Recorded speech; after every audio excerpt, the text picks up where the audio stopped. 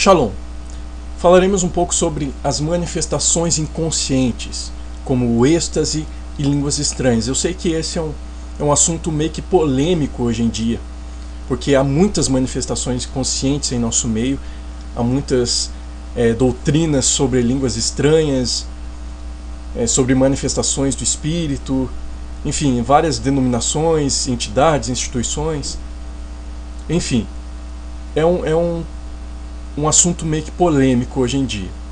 Mas eu quero deixar claro que a minha intenção neste estudo não é, ou nesse entendimento, não é comunicar uma agressão às pessoas ou ofender as pessoas. É trazer apenas um entendimento. Se você entender assim, que bom. Se não entender, você é livre para rejeitar esse entendimento. Mas eu gostaria de comunicar algo sobre isso. Sobre o êxtase. Desde os tempos antigos houve nos povos da terra manifestações e experiências ditas espirituais, em momentos cultuais aos ídolos, momentos de êxtase, mas não vemos em Israel manifestações desse tipo. Porém, houve no serviço cultual ao Eterno pessoas que o serviram de forma inconsciente. Ele, o Eterno, não se agradou e se referiu a isto como sendo uma oferta de fogo estranho. E qual foi esse momento? Este episódio é de Nadab e Abiú, relatado na Torá dentro da Parashá Shemini, Levítico 10:1. Nadab e Abiú, filhos de Arão, tomaram cada um o seu incensário e puseram neles fogo, e sobre este incenso e trouxeram fogo estranho perante a face do Senhor, o que lhes não ordenara. Mas o que pode significar este fogo estranho? Porque eles eram sacerdotes e trouxeram o fogo do lugar correto, do lugar certo. Primeiramente, estranho em hebraico é zará, que significa estranho, estrangeiro, portanto algo que não é reconhecido pelo Senhor e está fora da sua jurisdição, ou seja, da sua lei ou da sua ordem. Bom, foi algo assim que os filhos de Arão ofereceram ao Senhor. No verso 9 o Senhor fala o porquê deles terem morrido, já que eram sacerdotes e ofereceram algo certo. Levítico 10, verso 9 ao 11, diz assim: Falou também o Senhor a Arão, dizendo: Vinho ou bebida forte, tu e teus filhos não bebereis quando entrardes na tenda da congregação, para que não morrais. Estatuto perpétuo será isso entre as vossas gerações, para fazerdes diferença entre o santo e o profano, e entre o imundo e o limpo, e para ensinardes aos filhos de Israel todos os estatutos que o Senhor lhes tem falado por intermédio de Moisés, de Moshe. Então aqui nós vemos a resposta. Eles entraram embriagados para oferecerem ao Senhor na tenda da congregação.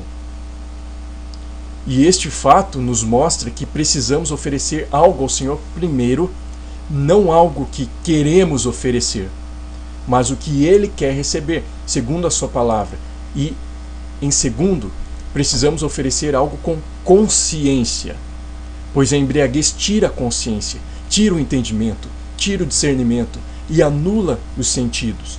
E o Senhor diz assim: para fazer diferenciação entre o santo e o profano. Pois quando estou sem consciência, eu não sei o que é santo ou o que é profano. Preciso ter a consciência de que estou perante aquele que é o santo. Preciso servir ao Senhor tendo esta consciência, e não me mover perante o Senhor dentro de uma empolgação, sem entendimento, sem consciência. É interessante lembrarmos que vários rituais pagãos se utilizam de mantras, drogas alucinógenas, enfim, elementos que tiram a consciência. O adversário tira a consciência, enquanto o Senhor dá a consciência. E é como se o Eterno estivesse falando: comigo é diferente. Saiba diante de quem você está. Saiba com quem você está falando. Saiba que eu sou santo e não sou profano. As experiências com o Espírito, a Ruach HaKodesh, o Espírito, o sopro do Santo de Israel, não tiram a consciência do homem. Muito pelo contrário, dão lucidez e consciência. O transe e experiências de perdas de sentidos provém de cultos de ídolos pagãos e não do Eterno de Israel. Você não vê nas Escrituras, na Torá, ou nos profetas, ou nos relatos dos enviados, dos emissários do primeiro século, como Shaul e Pedro, Tiago, não vemos o Eterno agindo desta forma. E talvez alguém se pergunte sobre a questão de Daniel, onde diz que ele caiu sem sentidos após a visão que teve. Então vejamos o que está escrito em Daniel 8,18. Falava ele comigo quando caí sem sentidos, rosto em terra, ele porém me tocou e me pôs em pé no lugar onde eu me achava. Daniel, capítulo 10, verso 9 a 12. Diz assim: Contudo, ouvi a voz das suas palavras, e ouvindo-a caí. Ouvi a voz de suas palavras, e ouvindo-a caí sem sentidos, rosto em terra. Eis que certa mão me tocou, sacudiu-me e me pôs sobre os meus joelhos e as palmas das minhas mãos. Ele me disse: Daniel, homem muito amado, está atento às palavras que te vou dizer. Levanta-te sobre os pés, porque eis que te sou enviado. Ao falar ele comigo esta palavra, eu me pus em pé, tremendo. Então me disse: Não temas, Daniel. E assim o texto segue. Bom, neste episódio de Daniel, a palavra em hebraico traduzida como cair sem sentidos é radam, que significa adormecido, ou algo como um desmaio. Bem, Daniel recebeu uma visão e relatos tão fortes e assustadores para ele que a sua estrutura corporal não resistiu e Daniel desmaiou. Isso não quer dizer que foi algo que o Eterno causou em Daniel. Foi algo corporal. Daniel ficou com medo e estremeceu. E repare que o anjo diz para Daniel não ter medo. E outra coisa é que Daniel não ficou desmaiado. O anjo imediatamente desperta Daniel e o deixa consciente. O anjo o coloca de pé, o sacudiu e disse para ele estar atento a tudo o que estava acontecendo. Sendo assim, o Eterno deixa as pessoas conscientes, deseja que estejam atentas e com controle dos sentidos. Isso tem que ficar claro. Ali o anjo não deixou Daniel inconsciente. Ele falou: Daniel, desperta, levanta-te sobre os pés, fica atento. Ou seja, os sentidos estejam atentos. Então essa não é uma manifestação de inconsciência comum ao Eterno. O Eterno não deixa as pessoas inconscientes. E acerca das línguas estranhas. Outras manifestações muito comuns, nos dias de hoje são as chamadas línguas estranhas. Essas manifestações são baseadas nos textos de Atos 2 e 1 Coríntios capítulo 14, verso 9 e 10. Porém, muitos entendem que as línguas nestes textos relatadas são línguas sem consciência, sem entendimento e que não fazem sentido algum. E um ponto importante é entendermos que precisamos analisar as Escrituras, a lei e os profetas, para vermos se já houve acontecimentos desse tipo na história do povo do Eterno. E se assim fazemos, veremos que não há relato algum de manifestações de línguas sem sentidos no meio do povo do Eterno, no meio de Israel. Então isso descarta qualquer nova manifestação estranha. No episódio de Atos 2, temos escrito o seguinte, no verso 3 ao 13. Todos ficaram cheios do Espírito Santo e passaram a falar em outras línguas, segundo o Espírito lhes concedia que falassem. Ora, estavam habitando em Jerusalém judeus, homens piedosos, vindos de todas as nações debaixo do céu. Quando, pois, se fez ouvir aquela voz, afluiu a multidão, que se possuiu de perplexidade, porquanto cada um os ouvia falar na sua própria língua. Estavam, pois, atônitos e se admiravam, dizendo: Vede, não são porventura galileus todos estes que aí estão falando? E como os ouvimos falar, cada um em nossa própria língua materna? Somos partos, medos, elamitas e os naturais da Mesopotâmia, Judéia, Capadócia, Ponto e Ásia, da Frígia, da Panfilha, do Egito e das regiões da Líbia, nas imediações de Cirene, e romanos que aqui residem. Tanto judeus como prosélitos, cretenses e arábios, como os ouvimos falar em nossas próprias línguas as grandezas de Elohim, todos atônitos e perplexos interpelavam uns aos outros. Que quer dizer isto? Outros, porém, zombando, diziam: estão embriagados. Vejamos que neste texto não está mostrando que os discípulos falaram em línguas sem sentido. Este texto diz que os discípulos falaram línguas inteligíveis, que foram entendidas pelas pessoas. Ou seja, eles falaram os idiomas dos judeus, que ali estavam para celebrar a festa de Shavuot, de Pentecoste, ou festa das semanas. É muito interessante que esse ocorrido se liga com aquilo que ocorreu no Monte Sinai, na manifestação do Eterno, quando revelava a Torá a Israel. E vamos relembrar o que já vimos em outros estudos sobre esta comparação entre Atos e o Monte Sinai, para que assim entendamos melhor que as línguas faladas são línguas das nações. Bom, o Pentecostes é o mesmo que a festa das semanas ou da colheita, porém em grego significa os 50 dias, pois a festa das semanas de Shavuot se comemora 50 dias após a Pêssar, a Páscoa. E nesta festa é também comemorado a dádiva da Torá, pois crê-se que o período desta festa das semanas ocorreu durante o recebimento da Torá no Sinai. E vemos em Êxodo 19:1 que o povo de Israel, no terceiro mês após a saída do Egito, chegou ao Sinai.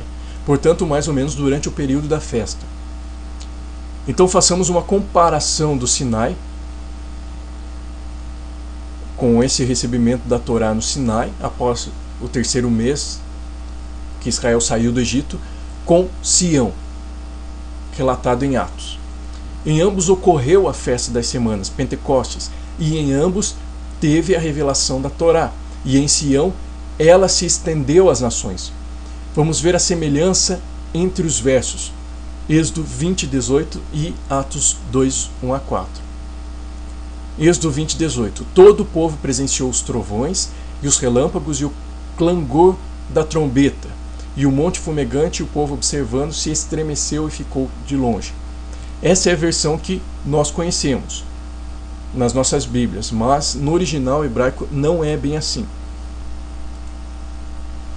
Está escrito assim: Vekol ha'an roim et hakolot ve'et halapidim ve'et kol hashofar ve'et ha'ar ashen vayare ha'an vayanuo vayamedo merahok. E todo o povo viu as vozes e as línguas, flâmulas de fogo, e a voz do chofar e o monte em chamas. Podemos assim notar a semelhança dos versos com Atos 2:1-4. Ao cumprir-se o dia de Pentecostes, estavam todos reunidos no mesmo lugar. De repente veio do céu um som, como de um vento impetuoso, e encheu toda a casa onde estavam assentados. E apareceram distribuídas entre eles línguas como de fogo, e pousou uma sobre cada um deles. Todos ficaram cheios do Espírito Santo e passaram a falar em outras línguas, segundo o Espírito lhes concedia que falassem. Bom, a Torá revelada às nações. Em Shavuot, a Torá também é revelada às nações. No Sinai, nós temos a presença do número de 70, o qual, segundo a tradição, se refere às nações da terra, pois é o número de descendentes dos filhos de Noé declarado em Gênesis 10. No Sinai, o Senhor pede para que subam junto com Moisés 70 anciãos.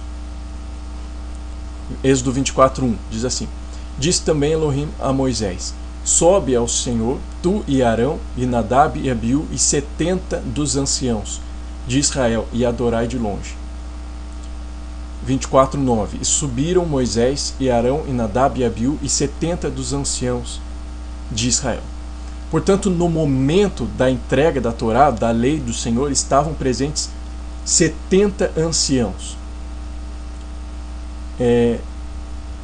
Eles não entraram no meio da nuvem com Moisés, mas os 70 estavam no monte. E podemos entender que as nações sempre estiveram no plano da revelação da Torá do Senhor. E isto estaria sendo evidenciado em Sião, no Pentecostes, com os discípulos de Yeshua, quando eles passam a falar das grandezas do Eterno, da Torá do Eterno nas línguas das nações? Eu creio que sim. Neste momento, a promessa do Espírito é dada. E como está escrito, o Espírito está ligado ao cumprimento da Torá. Ezequiel 36:27 diz assim: porei dentro de vós o meu Espírito, o minha ruach, o meu sopro, e farei que andeis nos meus estatutos, guardeis os meus juízos e os observeis. Essa foi a promessa concretizada em Sião, na festa de Shavuot. Ou seja, o Senhor dá o seu Espírito para que haja um andar na sua Torá. E esse andar é revelado nas línguas das nações. E outro ponto é que a palavra do Senhor é como fogo. E aqui podemos fazer uma midrash, uma investigação relacionando os textos com Jeremias 23:29, que nos diz que a palavra do Senhor é como fogo. É fogo. Jeremias 23:29 diz assim: não é a minha palavra fogo, diz o Senhor, o martelo que esmiuça a penha? O Senhor diz que a sua palavra é fogo. E o que vemos tanto no Sinai quanto em Sião, vemos línguas como de fogo descendo. Seria a sua palavra descendo como fogo? A sua Torá, sua instrução que purifica as nações? Eu creio que sim. Portanto, podemos perceber a semelhança do ocorrido nos dois episódios. Em Atos, vemos essas línguas sendo distribuídas e os apóstolos, os emissários, falaram nas línguas das nações, representando a Torá sendo revelada às nações. E em tudo isso, nós vemos Yeshua, pois Yeshua é a Torá viva, é a Torá do Eterno. Portanto, Yeshua é revelado às nações. Quando a Torá é revelado, Yeshua é revelado. E as línguas estranhas ditas por Paulo, por Shaul, aos coríntios, não são línguas sem sentido, inteligíveis também. No original nós temos línguas estrangeiras. Aquilo que lemos comumente como estranhas são estrangeiras. São idiomas que se entendem assim como em Atos, como foi no episódio de Atos, na descida da Ruach. Mas parece que no início de seu ensino, Paulo, Shaul, aos coríntios está dizendo que as línguas não são compreensíveis. Vejamos, 1 Coríntios 14:1-4. Segui o amor e procurai com zelo os dons espirituais, mas principalmente que profetizeis, pois quem fala em outra língua não fala a homens, senão Elohim, visto que ninguém o entende, e em espírito fala mistérios. Mas o que profetiza fala aos homens, edificando, exortando e consolando. O que fala em outra língua, a si mesmo se edifica, mas o que profetiza edifica a congregação, a comunidade, a igreja. Porém, Shaul em nenhum momento está falando que as línguas são inteligíveis, sem entendimento ou misteriosa como se pensa. Creio que simplesmente Paulo está dizendo que se a pessoa falar uma língua estrangeira, um idioma, sem que haja intérprete ou alguém que fale aquela língua, isto faz com que essa pessoa fale somente ao Eterno, pois os homens não o entendem. E assim é necessário intérprete para que toda a comunidade seja edificada, caso não haja ninguém que fale aquele idioma no local. E no decorrer de sua exortação, Paulo começa a deixar mais claro que esta questão de que as línguas não são línguas sem sentido, mas que são idiomas compreensíveis. Vejamos 1 Coríntios 14:9 a 10. Assim vós, se com a língua não disserdes palavra compreensível, como se entenderá o que dizeis? Porque estareis como se falasseis ao ar. Há sem dúvida muitos tipos de vozes no mundo, nenhum deles, contudo, sem sentido. Se eu, pois, ignorar a significação da voz, serei estrangeiro para aquele que fala, e ele estrangeiro para mim. Assim também vós, visto que desejais dons espirituais, procurai progredir para a edificação da igreja. Então, neste verso, vemos que Paulo, Shaul, exorta quanto ao entendimento daquilo que se fala. E ainda repare que ele exorte a um progresso. E isso porque provavelmente eles estavam agindo de forma imatura, como meninos sem entendimento. E como age alguém imaturo? O menino age pelos impulsos, pelas emoções, sem uso da razão. 1 Coríntios 14, 20 e 22. Irmãos, não sejais meninos no juízo. Na malícia, sim, sede crianças. Quanto ao juízo, sede homens amadurecidos. Paulo está falando, então, dentro do mesmo contexto. E é muito provável também que Paulo, nesta carta, esteja ensinando aqueles que estavam vindo de cultos pagãos de Corinto. Cultos que haviam práticas místicas, do que estava ocasionando misturas e paganismo na comunidade. Então, Paulo estava ali trazendo uma ordem naquele contexto. Agora vejamos que Paulo, Shaul, associa as línguas com aquilo que o Eterno diz por meio do profeta Isaías a Efraim, o reino do norte de Israel. 1 Coríntios 14, verso 20 e 22. Irmãos, não sejais meninos no juízo. Na malícia, sim, sede crianças, quanto ao juízo, sede homens amadurecidos. Na Torá, na lei do Senhor, está escrito: falarei a este povo por homens, de outras línguas e por lábios de outros povos, e nem assim me ouvirão, diz o Senhor. De sorte que as línguas constituem um sinal não para os crentes, mas para os incrédulos. Mas a profecia não é para os incrédulos, e sim para os que creem. Paulo está relacionando com este texto de Isaías 28, 11 e 13. Pelo que por lábios gaguejantes e por língua estranha falará o Senhor a este povo, ao qual ele disse: este é o descanso, dai descanso ao cansado. E este é o refrigério, mas não quiseram ouvir.